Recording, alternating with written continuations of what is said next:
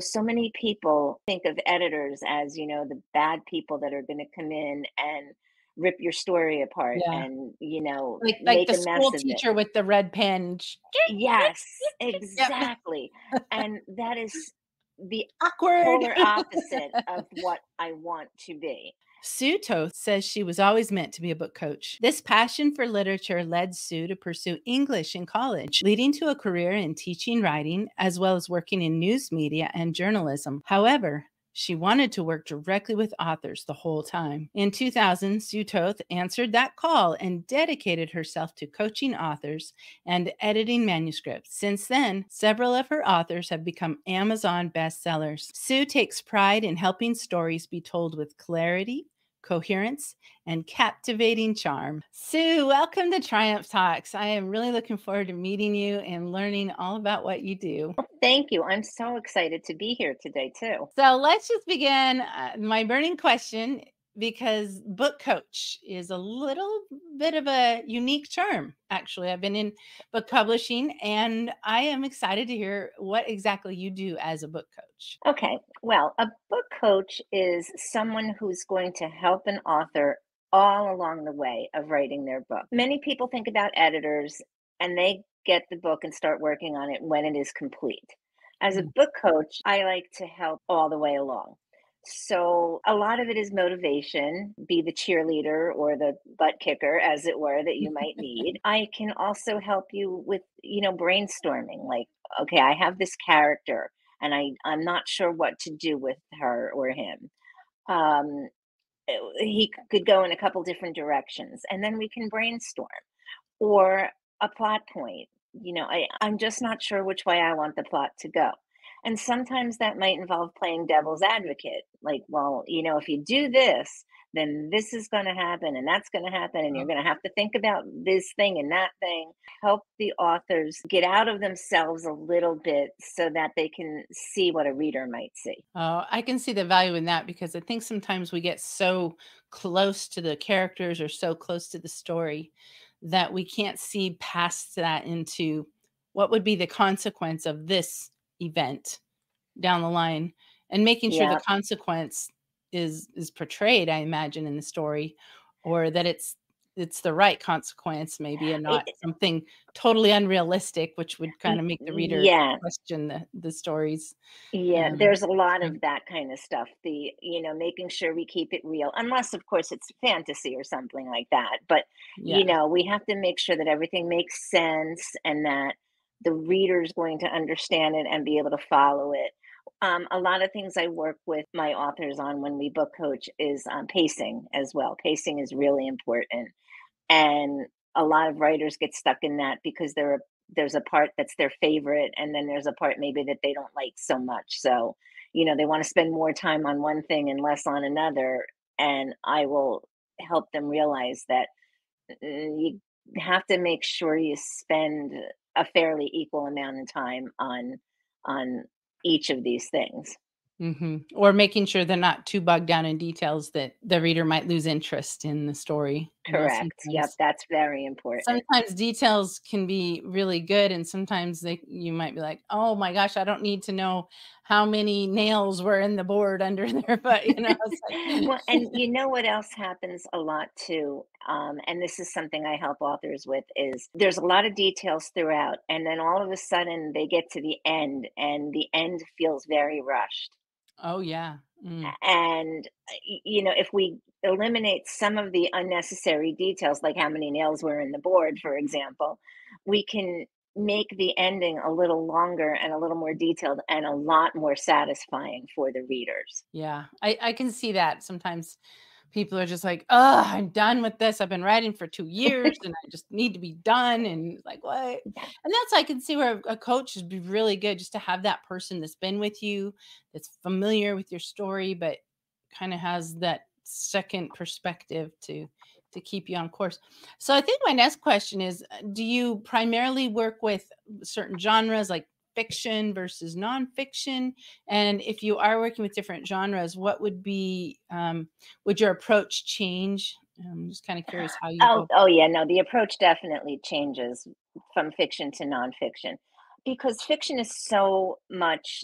a story, the details and the characters and the setting, and you need all of that stuff. You have all of those kind of details. Whereas with nonfiction, yes, there's details, but it's different in that it should be chronological, or it should be set up in such a way that makes sense for the reader, and it all has to be factual. One big difference between fiction and nonfiction is I do a lot more fact checking in nonfiction. I do it in fiction as well, but I do it in both. And that can go for both, like you said, because I know my husband, when he reads a lot of fiction, and when they Uh-huh. put information about the guns, for example, he'll be like, "A Right. Glock doesn't have a safety," and, just it's Yeah. Or, incredible. Even your big writers will get certain facts so wrong. well, was that Glock even made in that year? Or, Oh, yeah. Oh, yeah. we I and a perfect example of this is that I was editing a book once, and it was set in the 1920s, and it was among a rather wealthy crowd of people, and two men who were friends but hadn't seen each other in a while were together, and the one man said to the other one, "Hey, what's up?" And I thought, first of all, they didn't say that at all in the 1920s. And second of all, even if they did, wealthy people wouldn't speak like that. So, Yeah. there's a lot of that sort of stuff that I check into. Speaking of detail, just getting the details correct as well Right. as putting details in, because nothing kills your story faster than details that are just clearly incorrect. You And of lose a lot course, of credibility as a the, writer. the, and that's the problem, is that once you Yeah. get a bad review on Amazon or Goodreads, your book is pretty much sunk. Yeah, when they And point those things out and you're just like, "Yeah, you gotta go back, redo it, republish it, right. find a Yep, coach," exactly. I you know? So I'm Find a coach who curious can help how with that. many people realize I'd like to hear a little bit more about your professional side as far as how do you authors find you? How do you advertise yourself as a book coach? Of course, I want to hear about, your website and things like that, but Hmm. it's not something I see. I'm in a lot of writing groups, just Hmm. because of my profession. I'll be Right. honest, I don't see a lot of conversation. I do see a lot of talk around editors, which Mhm. is, I think, a little more obvious. Hopefully, people know they need an editor, but that's something we're going to talk about too, the importance of having an editor. But just as this book coach title, do people even know you exist as a book coach? Do they know that you Mhm. exist? And do they seek you out? Or how do you go about kind of building your business? Because I think you're a relatively new concept, if I'm not wrong. I'm new, but I'm not alone. There are Mhm. others out there. And what I do is I actually talk about both of the professions on my website, both editing and book coaching. I've spoken a lot. I've done a lot of, like, I've spoken at different conferences, like the RWA conference, Romance Writers of America. Oh, okay. I talk about both there. My website does explain a lot about what a book coach is and what a book coach does, but I really stem it off of editing and say, I'll explain to people that, okay, you can have the book edited when it's complete, but if you feel like you need some help during the process, that's where a book coach can come in. So it's a little Um, bit like development editing, it is, but encompasses a little more than that too, I right. think. And the biggest difference really is that most editors will not start a book until the author has completed it. Mhm. In fact, that's kind of the cardinal rule for a Even a lot of development editors. editor is gonna say, "Hey, this book isn't developed," but Right. it's I want to still see the the book. whole thing. Okay, Whereas okay. a book coach will help along the way. We'll look at ideas. Okay, well, I think readers are going to love this. I don't know if they're going to love this as much. Or, sometimes people just they get really confused. I worked with a woman once who actually had a trilogy, and she wasn't sure what to have her character encounter first, and what, her main character was a guy, and like, what should he do first, and Mm, I have this idea and this idea and this idea. And I said, well, mm. sounds like you have a trilogy. So we kind of worked Oh, on so it. you helped her realize that she didn't know she had a trilogy until you heard her idea. I think she just wasn't sure in which direction she wanted to go. So I kind of gave her permission almost to say, I don't have to go in any direction. I can go in Oh, all of them. They just have to take separate books.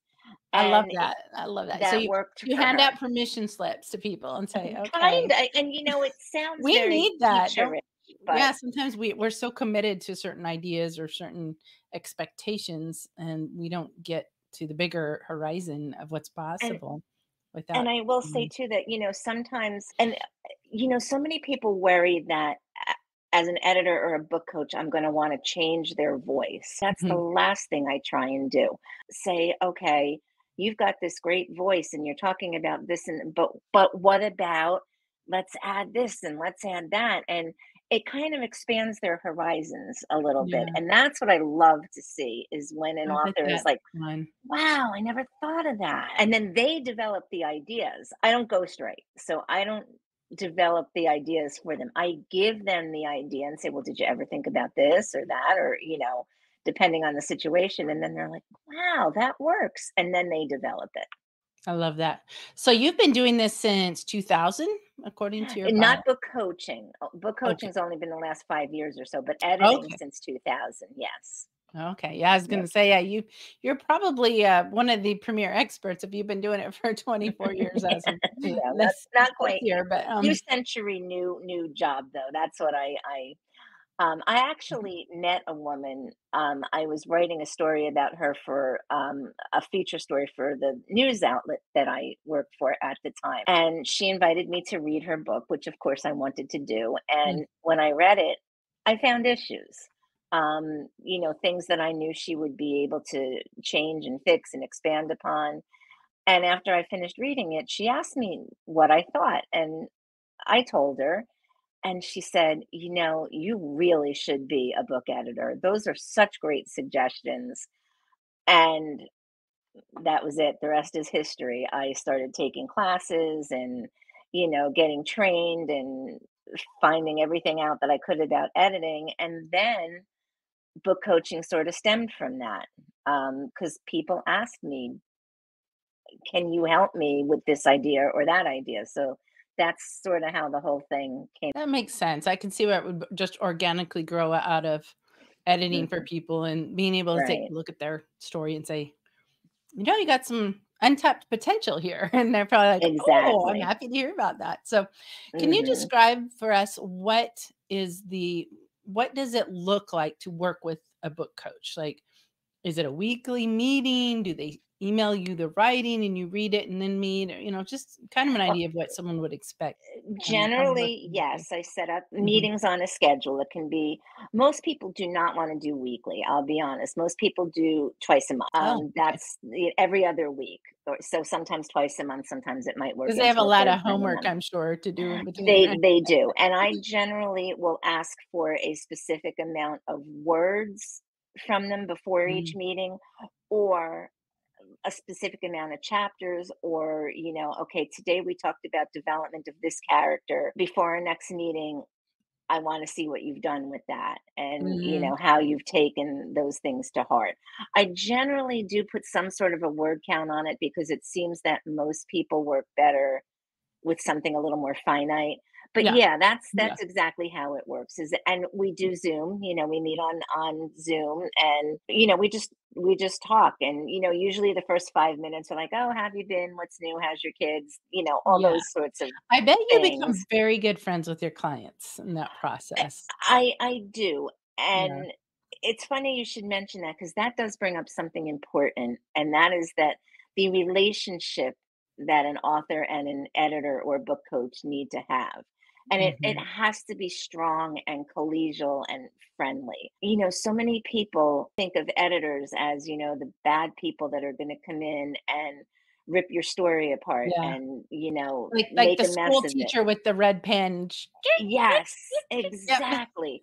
And that is the Awkward. polar opposite of what I want to be. Yeah. And if I have a good relationship with my clients, it's the friendly, how are you doing? How's your kids? How was your summer? And then we get into the book.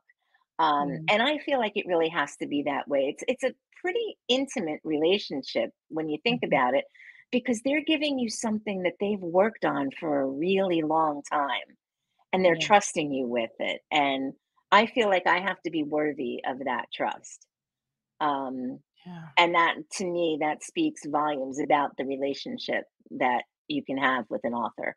And the last thing I want in the world is to rip your work apart, red pen it to death, or be one of those, oh my gosh, this is terrible, just trash it all. Like, Yeah, we gotta never, start over. ever. Yeah. Right. No, I can see that, I can see having a person who's really on your side to help you take your ideas and make them better would Hmm. actually, for some people, it might be the difference between actually finishing and publishing a book or not. Because It can be. you can get hard on yourself, you can get doubtful, Hmm. and just to Right. have somebody who can be objective, and Right. look at it and say, "Okay, you know what? You got something strong here. Let's make sure we get to the finish line and it's successful." And Hmm.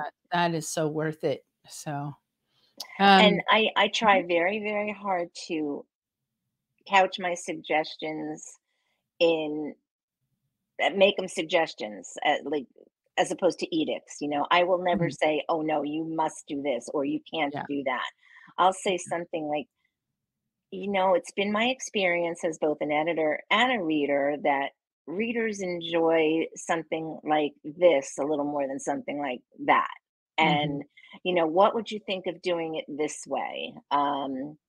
I I know how hard they've worked. I mean, birthing a book is like birthing a baby. I know it's Oh, hard. that is such except that the gestation can be a whole lot longer than 9 months. Well, that is true. So it's very Um, much a sacrifice and yeah, and yeah, and I don't want to be a dream crusher. I want to help you succeed. yeah, And any good editor or book coach should want the same thing. And if they don't, then you're probably with the wrong person. yeah, for sure. So, definitely people need editors, and I'm not even sure that everyone understands that. If you don't mind, I want to pivot over to talking about Sure. editing, and then you can Sure. fill in any other book coach Hmm. services that would go along with that. But I really do like to talk about that because a lot of the viewers are people who are striving to write books, publish books. Obviously, if they're being traditionally published, they're probably not needing as much of the teachiness that No. we're providing. So I'm an indie publisher, and I always say I like to use the word indie because it's another way of saying self-published, but I don't like the word self because people often take that word so literally, like I have to They do do. it all myself, or I can do it all myself. And the Right. truth is, in this day and age, yes, you can technically, but you can't and expect to compete with the books that have taken the time to do it Right. correctly, which is to have an editor. Um, Hmm. there's and it's kind of interesting, right? As of right now, I'm in some of the groups I'm in, there's people who are screaming, I just got my books, I just got my account shut down by Amazon. Well, and they are shutting down accounts Hmm. because the reader experience is not good. And Right. they're like, what do I do? And it's like, well, if your book isn't edited and if it's not done well and the reader experience isn't good, and Amazon doesn't want to fill their even their virtual shelves with that. And so I think that's something Hmm. people don't understand. So They that's don't. kind of my soapbox on that. But I'd love to hear you talk a little bit more as an editor. Just talk about why people need an editor and any other important things on around that subject. I could go on for days about this. I'll try not to, but the value of editing is so important. Even if I'm not working with you along the way as a book coach, you have, when you're finished with your book, you have a person with a completely objective set of eyes looking at it. And they're going to, kind of tell you the things that need some work. Let's say, for example, you have a character that you introduce at the beginning of the book, and by chapter 6, all of a sudden he's just gone and he doesn't appear again. Or there are a lot of errors in your book, a lot of spelling errors, a lot of punctuation errors, a lot of copy editing changes that need to be made. What's going to happen is, as you mentioned earlier, the reader's not going to have a good experience.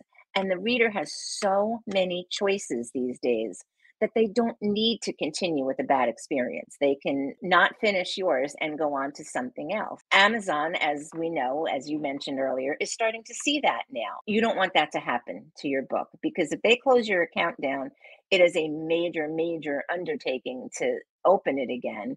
But even if it's not that drastic, even if you just, you get bad reviews, one bad review on a book and your sales are pretty much sunk.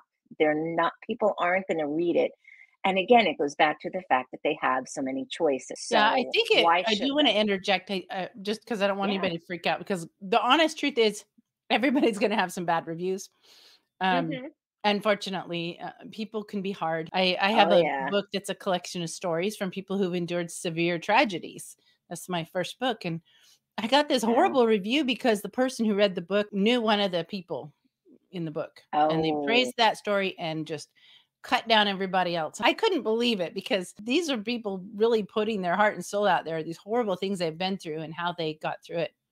So, hmm, and I think that's to be expected, but when you get bad reviews saying terribly written, I got lost, I couldn't or I poorly couldn't finish it. edited. The types of things they're criticizing, and of course, people will say that too and not even have read the book, honestly, I know. but there's definitely the more that you put into making it quality, the less likely you're gonna have those reviews, Hmm. but And yeah, the they less can likely definitely you'll, sink a book. yeah, Yeah. you won't see things like, "Oh, wow, this was a really great story, but why didn't anybody edit it?" Meaning to fix the grammar and punctuation mistake. Those are important. And again, you alluded earlier to, competing with the traditional publishers. If you don't, take that effort to have an edited book, you're not going to compete with the traditional publishers. It's just Yeah. not going to happen. And that's sad, but it's the unfortunate truth. And I don't want anybody to think, oh, I can just do it all myself and I'll be, the next Danielle Steele or something like that. Yeah. Because it 'Cause it doesn't just quite work that way. it doesn't. It that's just No. the reality. Yeah. However, and I do wanna talk about why people can't do it themselves, but I do wanna interject another thing, and that is that Mhm. 'cause, if you're an editor, you're probably somewhat of a perfectionist. I think it takes a little bit of that tendency. I know I am. I'm a perfectionist that knows there's no such thing as perfect. Right. And, even traditionally published books who hire many different editors who all look for one specific thing, miss stuff. Um, Uh-huh. so so I think it's important to not expect absolute total perfection because I'm not sure it's attainable, but it's And also why we can't just use technology to just do the work for us either. right. And I'd love you to talk Yeah. about that. I know, why can't we use spell check and Grammarly to do it instead of hiring a And you know person? what? To some extent we can. Mhm. And it's going to fix is the comma before the quotation mark, and it's going to fix all of them. Whereas a human editor might miss one of them, Yes. something like a Grammarly will fix all of that. Where you Yeah, need the certain human, aspects of your editing can definitely be accomplished. But I know where even you with need, the use of commas, Grammarly often recommends far more commas than I like to use, mhm. Oh yeah, because I absolutely. I think it's really important for people to understand commas are what are typically used for someone to know how to read. It tells them where to Right. pause. And when Correct. you're reading, you don't need to pause, pause, pause, pause 4 times in a longer In sentence. one sentence. Right. And yeah, nothing drives me more crazy than the overuse of commas. I used to be called the comma queen, instead of drama queen. So I've had to learn this, but there's definitely a lot of decisions that are very subjective as the author as to how you want commas and things like that to be used. Where you need human editor the most is for the things like let's say you're using a dialect of a southern dialect, Yeah. or and I just finished reading a book that was set in Ireland. So you needed those kind of dialect. If you set your Grammarly up for standard American English, they're going to find a lot of mistakes that Yeah. aren't supposed to be mistakes because they're supposed to go with the dialect or the setting or the period in which you're writing. And it's really important to keep those things because they make your book more real. Yeah. But yet a Grammarly or a pro writing aid is going to want you to take all of them out. And sometimes too, Unfortunately, I find they become very academically edited yes, where absolutely. yes, it's a better structured sentence, but it may lose the spirit of what's being said. And sometimes I like it when it helps me be more succinct. Oh, Especially if I'm absolutely. writing more something business or there's certain Yes, situations when I yes. really appreciate those suggestions, but there's other times it Mhm. just would not fit a story. So, Exactly, and when yeah. you're especially when you're writing fiction, the story has to work. Sometimes some of those edits just make the story not work. It's important to have that human eye. You Yeah. really need that, and it's also important. I mean, I've seen authors make mistakes, like they'll spell their main character's name in 2 different ways, Yes, I've seen or that. they'll, Yeah. And you need somebody they'll who knows to look for it because your mind just automatically thinks, you just move past it. and Yeah. that's what a reader's going to catch real fast. Or if you change your main character's name, I've seen that happen where somebody, maybe they thought they were going to name the main character one thing, and then halfway through they decided they were going to change the main character's name. So they went back to change it and forgot some. And didn't catch them And all. Yeah. yeah, And find those and are the replace, things, didn't catch them all, even though you think right? that they did. Yeah. And those are the Yeah. things that readers are going to pick up on and nitpick at. So Yeah. Well, that's it where you just want to be real shows careful. it creates a perception of laziness. And when someone feels like, well, you didn't really put an effort into writing this book, why should I read it or why should I spend money buying it? And that's Right. what authors need to really understand. And that's They why do. if they're serious, if you are I'm just speaking to our viewers, if you're serious about being a successful author, then you have to take it seriously. And you have to, yes, the proverbial dot every I and cross every T. You just, in every Mhm. aspect of it. That's really important. So I know that, I kind of jumped us over into editing because I think that's so Mhm. important to talk about. But you also have some tips I know around writer's block. So kind of just I do. backing up to the writing steps. Would you share some of Mhm. your tips for getting around those when that happens? Well, there's many of them, and the tips I give kind of depend on the origin of the writer's block, but, you know, like some people might say to me, "Yeah, I just don't have the time." So my tip will be schedule it into your calendar just like you would schedule a doctor's appointment or a dentist appointment or something. Somebody might say, I'm stuck. I don't know where to go. And then I'll say, give yourself 10 minutes. Sit down and write for 10 minutes. By the end of 10 minutes, if you really can't think of anything, then get up and walk away for a while. But chances are good that after that 10 minutes are up, you will be on your way and you'll be able to find what you want to say. Or they'll say, I just don't like this story anymore. I don't know what to do about it because I just don't like it. So then we'll talk about, all right, well, let's figure out what would make you like it again. Or what is it that you don't like? And let's see how we can change that.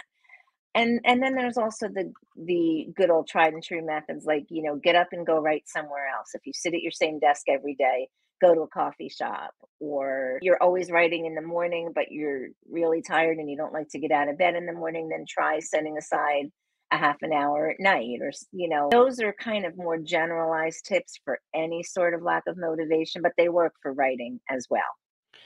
So I'm curious, while we're on this general subject, do you have any of your clients who don't mind you talking about them in their books and the process, just so we can get maybe some real life examples of working with people that you've had? There is one that I like to talk about a lot because it made a huge difference. I worked with a gentleman who was a retired airline pilot, and he was writing a thriller about an airplane getting hijacked, which, makes for pretty good thriller material. Especially from someone So, who really knows that industry. So that's cool. aha, but Yeah. therein lies the problem.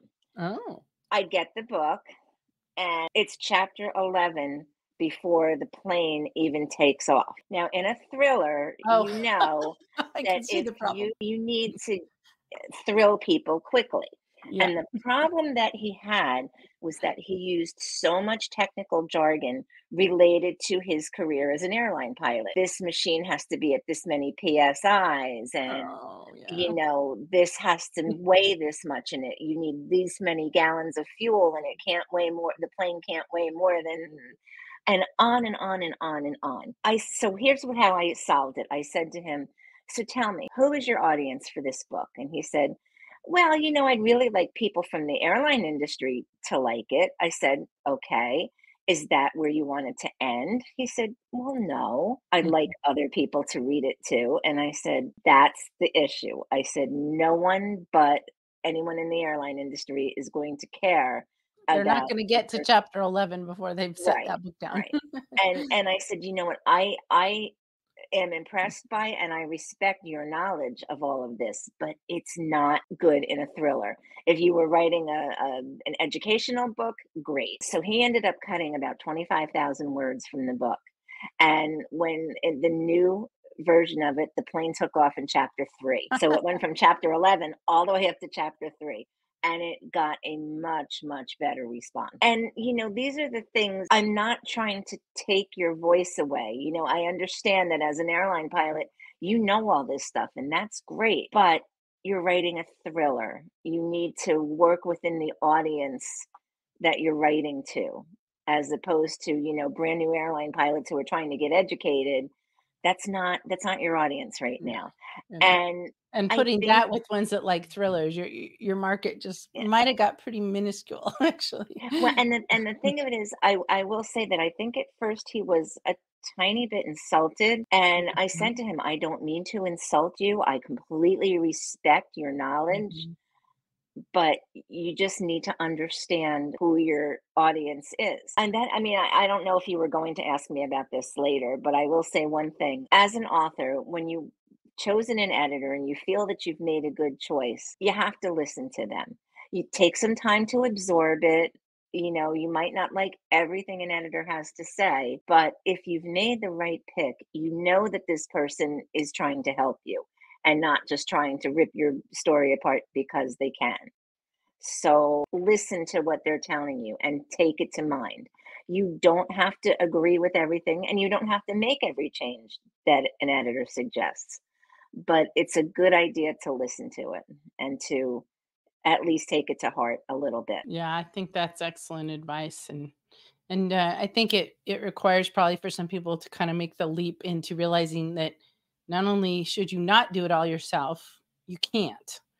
Not all of Correct. it. You really and if you don't have the money to hire an editor, you need to find a friend who's got those skills that's willing to help Right. you out, I mean. And, a lot of editors will take payment plans too. Mhm. I happen to be one of them, and many of my colleagues do. So, Oh, that's good to a- know. and So what and would you that look mentioned, like, for anybody who's watching this that might be interested in hiring you? What is well, normally the way I do it is I take half up front and half at the end. That's my normal payment plan. yeah. Now, if I that do that doesn't as a work, publisher too. That's exactly how I do it. Yeah. we can do monthly, or I can turn it into three, where it would be, a third in the beginning, a third at the middle, and a third at the end. Yeah. The only thing that I do insist on is that I have to have the last payment before I release the book. And I do Mm. that for any of my plans. Authors will say to me many times, "Well, it's my book. You can't keep it from me." And that is true. However, I have done some work on it. Yeah. And, you can't walk into a grocery store and leave with a cart full of groceries without paying for them. So, it's kind of Yeah. the same idea here. Absolutely. Well, this is just fantastic. There's so much good information that's come out of this. Do you have any final advice for aspiring authors that maybe will help them kind of get started or help them to know how to search out a good book coach? Well, a couple things I would say. Toni Morrison said this, if I'm not mistaken. We'll have to check that. But if there's a book you want to see and it's not there yet, then you have to write it. So don't give up on your dream. If you really, really want to be an author, there are many, many ways to go about it. Don't give up. Don't take any rejection as that's it, I'm done. This is the last thing I'm not going to do this anymore. Find the people who will help you. Look for that book coach or editor who will take a payment plan. Just don't give up. The biggest thing I would say is don't give up on your dream, because I know for many people it's a dream Yeah, that's and so you good, and don't the truth give it is up.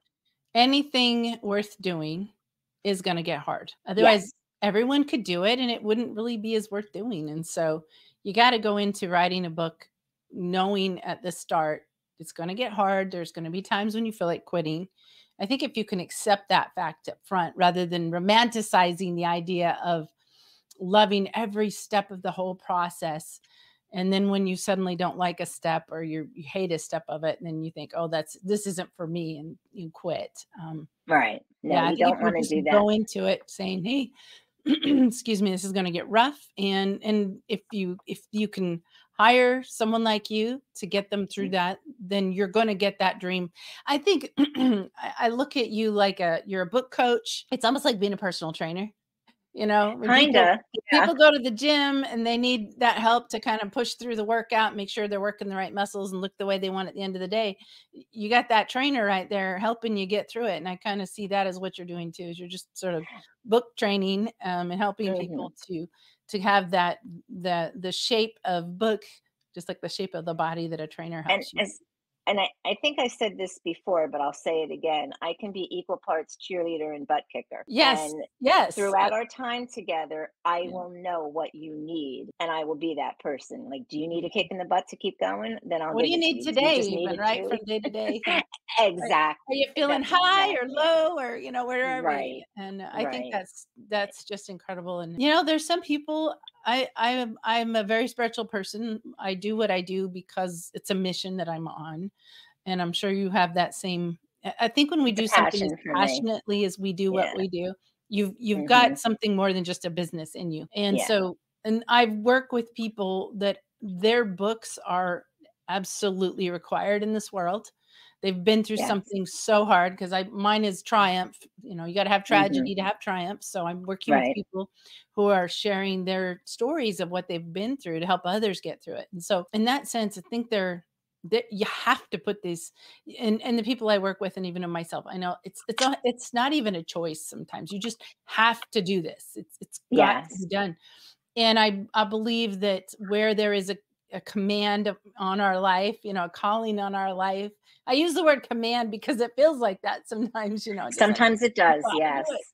And Yeah. so I believe that where that exists, then you're going to find the way to make it happen. And Absolutely. and don't be afraid. Don't be afraid to hire somebody to help you because at the end of the day, you're going to accomplish that mission so much You more will. successfully. Yes. Yes. I couldn't agree with you more. Yeah. Absolutely. Well, Sue, thank you so much for taking time today to come on the show. And you are just a wealth of knowledge and you're fun to talk to as well. Oh, So, thank you. Thank you would for you having share your me. web address? I want people to be able to be sure to go and learn more about you, what you offer. SueToth.com. It's pretty easy. It's just my name.com. I would welcome hearing from anybody, even if it's just with a question. If you reach out to me, that's not an automatic, oh, I have to hire her and pay her lots of money. Yeah. I'm Oh, happy to answer a question or two. I will say this, I usually, spend a little time with each of my clients before we agree to work together, be it a Zoom call or a phone yeah. call or whatever. Just I need to know that I'm working with the kind of client I want, but you also need to know as the author that you can trust me and that I'm going to do the best for you. And I kind of really believe in that personal connection that you got to talk. You have to actually speak to each other. So So so I if somebody's interested, are you basically saying that you would provide sort of a short consultation for free where they yes. can okay, Hmm. just to kind of Yes. translate what I think you're saying there. Yes, yes, Okay. exactly, and that yes, I do that. Um, in fact, if when you look on my website, I have a Calendly link and everything, and it's a getting to know you call is what it's called, and there's no Wonderful. charge for that call. Yeah. So that's when we talk and we get to know each other, and we both decide if this is a relationship that we think is going to work or not. Wonderful. Well, I hope a lot of people will take advantage of that offer. I think that's wonderful Thank and you. I hope to keep connection with you, and Yes, I'm sure absolutely. that there's a lot of ways that are what you do and what I do intersect. So, I've yeah. had so much fun chatting with you today. Thank you so much. You're welcome. If you're a reader that enjoys nonfiction books and would like to help out new authors, go to my website, triumphpress.com, and you can sign up to be an ARC reader. ARC is an acronym for Advanced Reader Copy. And that means that you would get a copy of a book before it's released to read it and be prepared to leave them a review when it's published. If that sounds like something you'd like to do, be sure to go to my website and join my Triumph ARC Reader team.